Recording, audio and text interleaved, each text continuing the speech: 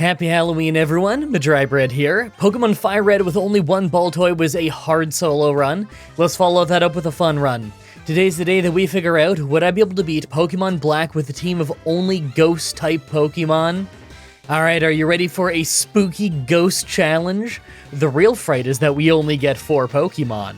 Yes, there are indeed only 4 different lines of Pokemon before the post-game, but they're all really fun ones. We're gonna have a pretty cool team this run. Like always, I'm writing the script as I go through with the challenge, so all this part is being written before I've started. Everyone comment down below and guess if I can win or not. I gotta be able to win. This challenge, I wrote channel, this challenge is all about having fun with a cool team of Pokemon and seeing what ends up being harder or easier than we expect. What I expected is that I was gonna spell that right. Let's explain the rules. In combat, I can only use Ghost Pokemon. I'll need other Pokemon to use HMs, but I won't be allowed to use any of those Pokemon battle. No glitches or exploits, no items in battle, only Pokeballs, held items, and items outside of combat are allowed. Also, if you enjoyed this video, be sure to like, subscribe, and ring the bell for more. Let's do this. So, right off the bat, I used the Universal Pokemon Randomizer to replace Tepig with Litwick so that we can do the whole run with it. I went with the Litwick because I love using it in the Pokerogue streams here on the channel, and I guess those might go up on the side streaming channel now, I don't know. Looks like the nature is serious for neutral stat gains. I mean, that's fine with me. Special attack would have been better, but this'll be fine. So I'm not too worried about the early game, although maybe I should be. I figure that Litwick might not have too much trouble thanks to having decent special attack, and the normal gym not being able to hit us with their scariest moves. But I don't know if that'll mean it's easy. I can see the first gym being difficult just because we're fighting a water type, and if the second gym has anything that can hit ghosts, then we might be in trouble. I figure they probably have Bite or Crunch? I mean, they might not have anything though, considering there's no ghosts that can be caught before that gym anyway, but I'm pretty sure that at least one of them has Bite. I don't think that the rival fights are going to be too bad early on, although the moment they're using a water gun, they'll probably become a threat, especially because Litwick is a really slow Pokemon. I expect to be slower than most of what we're fighting unless we have a pretty noticeable level lead. Thankfully, once it evolves a bit, it's going to be our fastest Pokemon, I think. Let's hope that these early fights go quickly so that we can get some new Pokemon. So the first Charon fight is so easy that we don't even take damage. They were just using Growl and Tail Whip, so I figured that they didn't have any moves that could hit us. That happens a lot in the early game of Ghost runs. The first gym, on the other hand, does not go so well, and that's with a lucky crit. Bite hurts us a lot, but Lil Pup goes down to a crit. Panpour gets to use a potion and is faster than us though, so even with Nightshade hitting pretty hard, we get taken out a turn before we could win. Hey, at least it won't take too many levels to win this. I figure I could win by level 18. Well, never mind. At level 18, we're not only still slower, but we're doing just slightly too little damage to get a 2-shot. Like, I think we need 1 more point of damage per attack. I'm gonna grind to level 19 to do that, but I really hope I don't need to get any higher than that, because grinding here is really slow. We're getting about 10 to 17 experience per Pokemon we make faint. That is way worse than grinding in Gen 1 in Viridian Forest. At least there you're getting like 50 off Metapods. Alright, so I got up to level 19, and we're actually still not doing enough damage with Nightshade, but Lil Pup used Work Up instead of Bite at the start, and we're faster now, so it never actually hit us, meaning that we could take an extra water gun and finally win the fight. Man, that's the highest level we've had to grind for this gym in a long time. I wonder what's the highest level we've ever had to grind for this gym. It was probably some run like 5 or 6 years ago. Sharon right after was really easy now that we have Flame Burst, although we still took a lot of damage early in the fight thanks to being so slow. Kinda forgot that Litwick was this slow of a Pokemon. On my way to the next gym, I got to pick up some Charcoal for 20% more power on fire moves, and thanks to that, we made incredibly short work of N's entire team. Even his water type didn't stand a chance. I'm worried about the normal gym though. I figure that at least one of her Pokemon is gonna have Bite. Maybe both. Alright, well, even with the amazing luck of Flame Body burning or hurt here, so we could actually get a knockout on it, it has Bite and Watchog has Crunch. I'm slower than both of them, so of course I faint. I guess I'll fight the local trainers, but I get the feeling I'm gonna have to grind for a long while again if I actually want to win this fight. So I had to grind up 4 levels off trainers and wild Pokemon, but we're still losing pretty badly. Sometimes Herdier uses Bite twice, but sometimes he uses Leer and Bite. Either way, we go down to Crunch right after every single time. I actually had to fight so many incredibly low experience gain wild Pokemon that I think we're actually close to maxing out our effort values. I'm gonna manually grind for a while longer because I don't think it's maxed out quite yet, but we're not far off. Alright, 2 levels later, and you gotta see this. Herdier still hit a Bite, but we're doing so much more damage now, so it's only a 2-shot. Plus, we're faster, so we don't get hurt much. I thought we'd win when Watchog missed Hypnosis and we did great damage, but the next one hit, then we got crit by Crunch to faint. The very next try though, and I thought it would go worse because we lost defense right away, and the first Hypnosis hit, but then he just used Leer and we woke up fast to land our own crit for the win. Feels good to crit her back after she beat me with a crit last time. Alright, I'm finally feeling good about the upcoming fights. The Bug Gym should be pretty easy with Flame Burst, although I'm a little worried about Rock-type moves. Then we have a couple of probably easy rival fights. Things will probably get a lot harder again after that, but that's also when we can get our hands on a second Pokemon, so I'm excited to expand the team. Let's go get these fights over with and catch our next teammate. So the Bug Gym was very easy with Flame Burst, as expected. We took almost no damage, and most of his team is double weak to fire, so they were mostly one-shots. After that is Bianca, but we didn't get hurt at all. That's impressive considering she's got a water type, although I guess we're still a pretty good level at this point. Our high special attack is probably what's saving us. Next is Charon, and I tried this a ton. Pidove at the start is easy, but next is Dewott, and I have to confuse him right away and let him hit himself, since any try where he gets to use his Razor Shell is one where we absolutely get wrecked. On this one, he only uses Water Sport and Focus Energy, so we took him out, but the Sandstorm was still doing damage to us over time. Third is Pansear, who gets us with a Yawn right away. We take him to low health, but then he flinches us with Bite, so we had to take an extra hit before the Sandstorm damage finished him off. Last is Liepard though, and because Yawn put us to sleep, we easily got taken out. We were slower though, so I think that we would have fainted regardless. Look, I'm just happy that my effort values are maxed out now because I'm getting less than 1 level up per trip to the Poke Center, and that trip is just to get my power points back because I run out. Grinding has gotten agonizingly slow. I probably should have started with something like Golett instead of Litwick. Alright, this took a few levels before we stood a chance, but at level 38, we actually really easily took out his whole team. But it's just because of a lucky crit on Dewott. Plus, we didn't get hit by Yawn this time, and that absolutely ruined us before. Now it's time to go get a new Pokemon. I go ahead and catch Yamask. This is a pretty cool Pokemon that I've never gotten to use before. Modest Nature is great since we're using Special Attack with it. Once it evolves, it becomes a pretty good tank, although it's also got solid Special Attack as well. Terrible speed though, so it's not really going to fix that problem that the team has. It's a pure Ghost type, so we're not adding any extra types to the team, but it's still a really solid Pokemon and I'm happy to have it. Let's hope it helps against N in the Electric Gym, because that Electric Gym tends to be pretty difficult.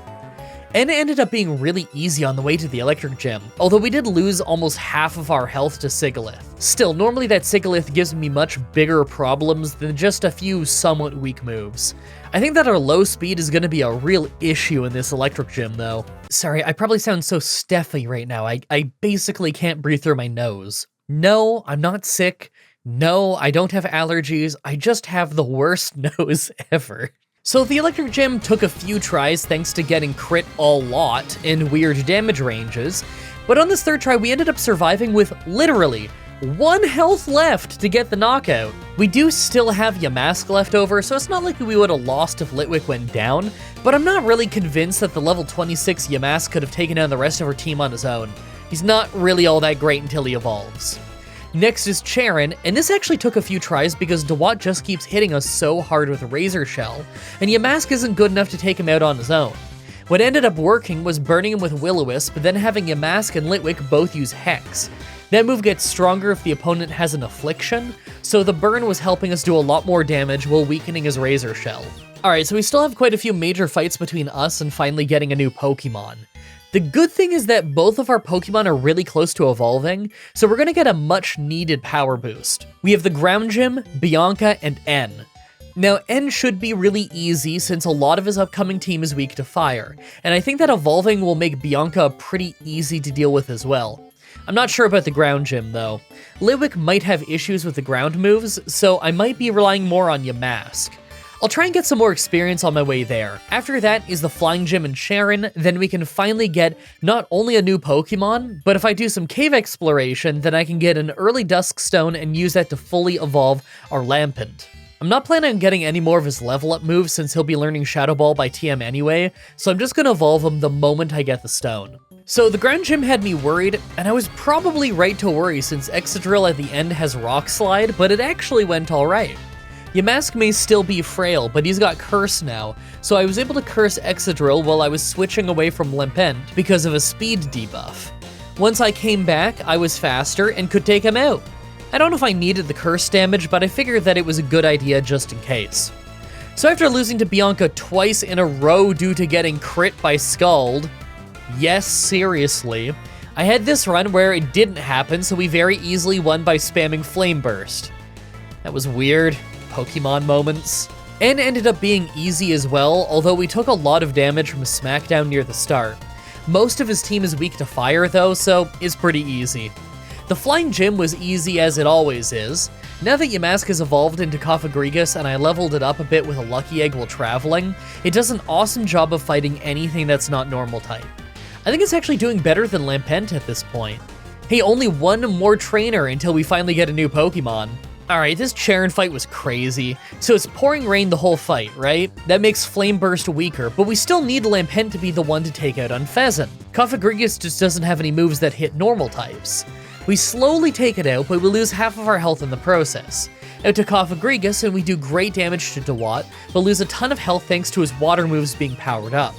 We switched back to Lampent when Liepard came out, and did a bit of damage and even got a burn with Flame Body, but we fainted and had to finish it with Cofagrigus. We had low health going into the Simisear fight, but thanks to the rain, he was doing less damage and we could just hardly get the knockout. That was close. Alright, so the first thing I do after fighting Charon is surf around to catch Frillish.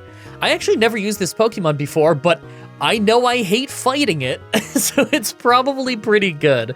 Once it evolves, it's going to be really tanky, so I'm excited for that. Plus, it learns a lot of good water moves, so we're gaining some much needed type coverage here. Right after that, I go cave spelunking to get a Dusk Stone. I could get a much easier one after the Dragon Gym, but I decided that I may as well just get it a few fights earlier.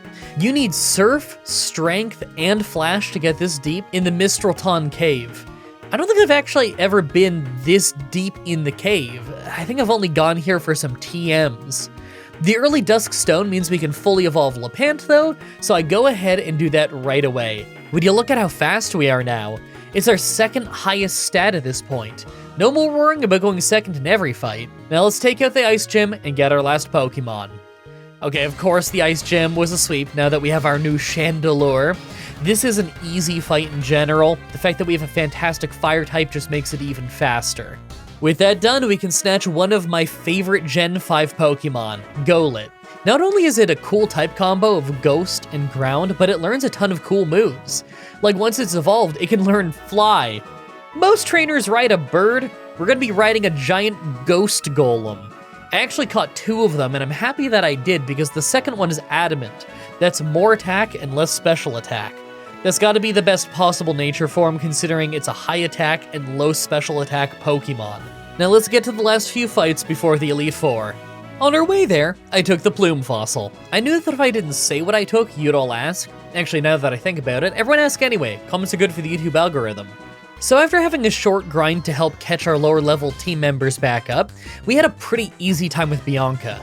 I actually lost before I did the grind thanks to it pouring rain and our first Pokemon being pretty good, but after grinding up our new Jellicent, we were able to use the rain to our advantage and win pretty easily. After that is the Dragon Gym, and it was a pretty easy first try. I was using Heavy Slams at the start, but I bet my Cofagrigus with Spell Tag could have swept most of this with Shadow Ball if I wanted to. I used Will-O-Wisp and Curse on the Haxorus at the end for safety, but I don't think it was really necessary. Last before the Elite Four is Charon, but his Liepard and Samurott were the only Pokemon that could do decent damage. Cofagrigus went down, but other than that, we had a pretty easy time with this fight. feels really good to finally have our team leveled up. Now that we're the Elite Four, let's take a look at our team. I actually really like this team.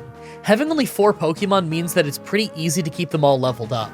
That said, Jellicent is a bit of a low level for this point in the game. I could see Chantel and Grimsley being pretty hard, but Marshall and Caitlyn probably aren't going to be too bad. I don't know how N and Getsus are going to go, but I'm actually feeling great about this run. Our items are good, our moves are good, our stats are good, and I think that we can win this without having to level up too much. Make your final guesses on if we can win this or not. Let's do this. First is Ghost Trainer Chantel, and we have literally the same team as her, so I guess we'll see if we can use the team better than she does. First is a Cofagrigus mirror match, but we were faster and landed a one-shot thanks to our spell tag. Super easy start. Second is Jellicent, but it was actually faster than us, so although we did a lot of damage and got her to use a full restore, we did faint. I had to send in Chandelure to finish it off with a Shadow Ball. Its Cursed Body disabled our Shadow Ball though, so I switched to our own Jellicent as her Golurk came out. We got one shot, but he took some recoil damage thanks to our Rocky Helmet, and Chandelure was able to then finish it off. Last is her own Chandelure, so we hit a Shadow Ball to bring her to a Sliver. Her Shadow Ball one-shot us, then we finished it off with Golurk by hitting a Power 10 Magnitude after she full restored. That was a pretty intense fight. Second is Dark Trainer Grimsley. Right away Scrafty Sand attacked us and we missed a Flame Burst, so this is an awful start. We took him out but lost almost 100 health. Crocodile was next and it was just destroying our team. I tried Golurk, but he did basically nothing, and Cofagrigus was able to tank some shots and whittle her down some more with Will-O-Wisp, but of course, we fainted. I sent in my underleveled Jellicent thinking it would go down, but thanks to its high health, it actually survived and finished him off. We fainted to Liepard, but then Chandelure was able to take it out. Last is Bisharp, and we were faster, so we got the one-shot, and won. Our last Pokemon just won with only 45 health left against the Dark Trainer. I just kinda assumed this one was gonna be by far the hardest Elite Four member to deal with. Third is Psychic Trainer Caitlyn. This was of course really easy though. Cofagrigus fainted partway through, but Chandelure was super fast and hits just about as hard, so I don't think we were ever in danger of losing. I can't believe we're 3 Elite Four members in, and they've all been first tries so far. Fourth is the Fighting Trainer Marshall. Right away, we have to burn Throw and keep hitting Hex, then watching him heal and repeat the process. I actually had to try this a few times thanks to getting really unlucky with misses and crits, but eventually I got a very slow knockout on Throw, but not until after we fainted and had to switch to Chandelure to finish it off. Suck was just a 2-shot, but he really hurt Chandelure, so I decided to switch to Jellicent as Conkeldurr came out. It seems like he doesn't have much to hit us with, since he was using Stone Edge and Grass Knot. We fainted, but again Chandelure was able to take him out. Last is Mine Shao, and I know that it didn't have much that could hit us, so I just kept using Fly. I only needed to hit twice for the knockout, but due to insanely bad luck, we flinched 3 times in a row and nearly fainted. One of those rock slides even crit us for extra damage. I hate how close that was. That means we're going into the end fight though. We might need more levels before we can win, but let's see what happens. Alright, time for N. Right away he's got the legendary Zekrom, so I use our ground type Golurk. We lucked out and our second magnitude was level 10, so we actually got a knockout in 2 hits. Out to Chandelure for Vanillux, and we 2-shot it, but it made it hail so we were taking damage over time. Caracosta's next and we had no good answer for it, so I sent in Cofagrigus. We were not really doing much damage at first, but the second Shadow Ball somehow took him out, despite no special defense drops on the first one. I guess there's just a really wide damage range. Problem is, next is Archeops, and it just one by one started destroying our whole team with Crunch and Acrobatics. Curse Body managed to disable Crunch after the first hit, but Jellicent, Golurk, and Cofagrigus all fainted. In the end, Chandelure was able to finish it off, but we only have 1 Pokemon left. Second from last is the Zoroark that's pretending to be Klinklang. It survived Flame Burst with a Sliver, hit a Night Slash to take us to only 22 health before we took it out. Last is the real Klinklang, and thankfully it was a one-shot. That was crazy close. I can't believe how intense these late game fights have been this run. Are we gonna be able to beat Getsus without leveling up though? Cause I'm pretty iffy on that. Alright, so I took a few cracks at the Getsus fight, and it always starts great as Chandelure can one-shot Cofagrigus. Second is Bufflant though, and I tried all kinds of solutions to this fight. No matter what, we lose most of our team. Eventually, I came up with this strategy of using Will-O-Wisp and Curse right away, and although it does the best job, we still lose Jellicent, and Cofagrigus has almost no health left. Seismitoad is next though, and it pretty much takes out the rest of the team. We can finish it off when Chandelure is our only Pokemon left, but we only have 25 health left over, and obviously that's not enough for us to win the whole rest of the fight.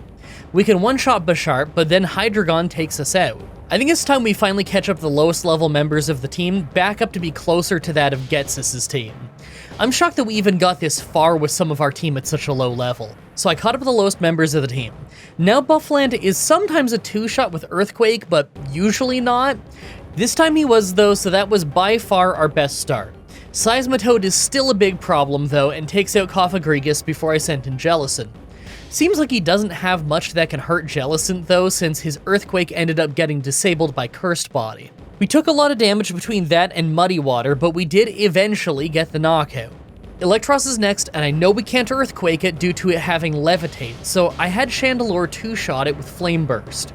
Bisharp is of course a one-shot, but last is Hydreigon, and once again, it sweeps our whole team very easily. It's got super effective moves against most of our team. It's way faster than us, and we just don't stand a chance. It really doesn't help that most of our team is really slow. I have no choice but to keep getting stronger and hope that this is possible soon.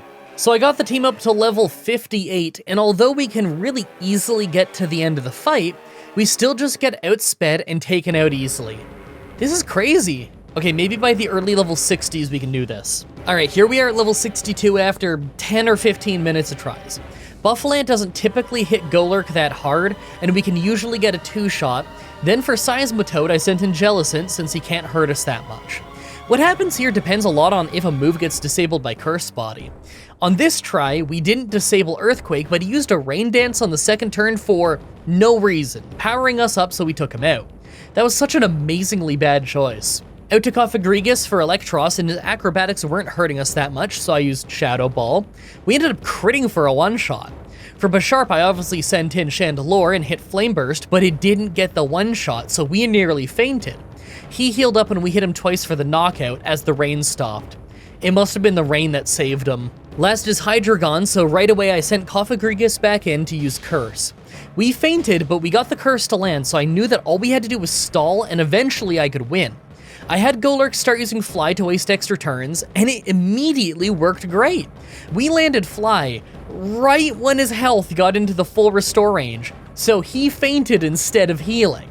That's a win, and at a pretty low level for a 4-Pokemon team as well. Man, that was really good, all things considered. There were some slow parts early on in the run thanks to starting with Litwick, but overall, that was a really fun run. I really hope you guys like that run. The next Pokemon Challenge should be up next week on Saturday, like usual, with Pokemon Heart Gold with only version exclusives. I always love doing these version exclusive runs, and there's so few left in gens that I've actually played. As always, I'm looking at your suggestions in the comments, in the challenge request section of my Discord channel, and on Twitter. Subscribe, ring the bell, stay tuned. Outro time, and I just had to let my cat Rocky into the room because he was scratching on the door too much, and it was audible on the microphone, so now he's hanging out at my feet. You might hear little meows, I don't know. I have to rush so much because today is October the 16th that I'm doing this voiceover. And tomorrow, I'm gonna be celebrating Canadian Thanksgiving over at my mom's place, so I gotta rush to get a whole bunch of extra work done because I'm not gonna be able to work that day. Oh, so there's so much to do. I'm also working on Haven stuff because I'm gonna be getting back to doing Haven and Hearth tutorial videos to get people into the game. I wanna bank a whole bunch of those, because a new world might be dropping soon. Nobody knows. It's probably not going to have a whole lot of build-up before the new world drops, but like always, I want to be around to help new players get into the game when the new world drops. I'm a big fan of that game. It's on Steam nowadays if you guys want to play it, although I've been playing it for, I don't know, more than a decade before it was on Steam. So I'm really excited to teach people that game. That's going to be a fun time. I have to rush and get so much done though, so I'm just gonna go straight to the $50 supporter shoutouts. Thank you again so much to Jacob Busby, Javid Kusro, Dan Sorrell, Grayson Fitz, and now Tara Louise for all the help. I very much appreciate it. All the money very much supports the show, especially because I think my computer is like, look, it's been getting weaker and weaker over the years. It's been having issues. It's been underclocking pretty severely due to heat issues for a long time. And like, it's a CPU that runs hot in general, so that's to be expected to some degree. But like, the CPU's old now, the RAM is DDR4, and everyone's using DDR5, and my motherboard obviously doesn't support the next chipset for everything, so I would need a new motherboard, CPU, and RAM. So I'm just holding off the most that I can.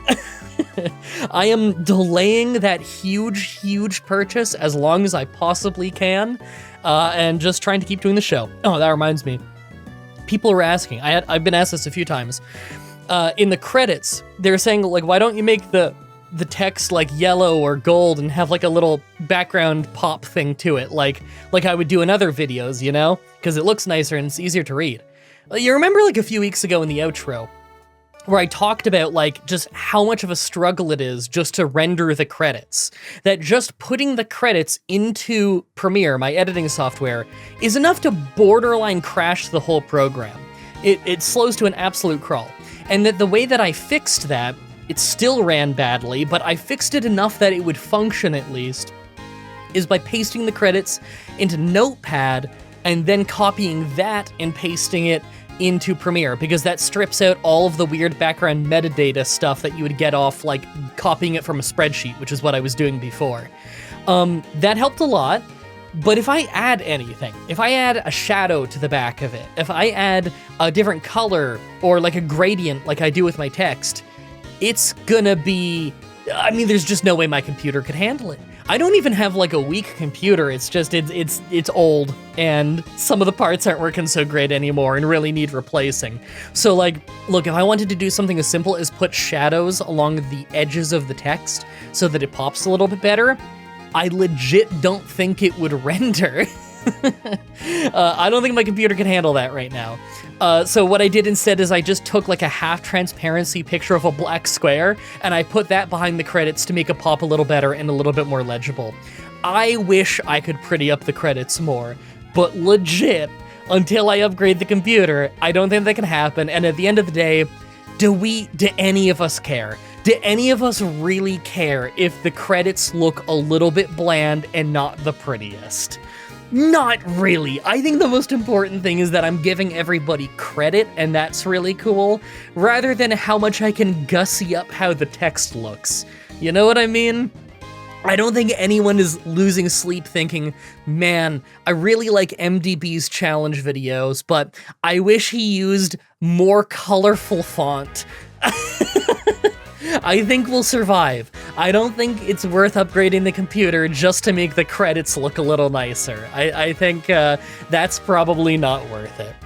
Anyway, I gotta run, because I have a cat, and he's meowing at me. He must be pet. Thank you everybody so much for watching, and until next time, have a nice day.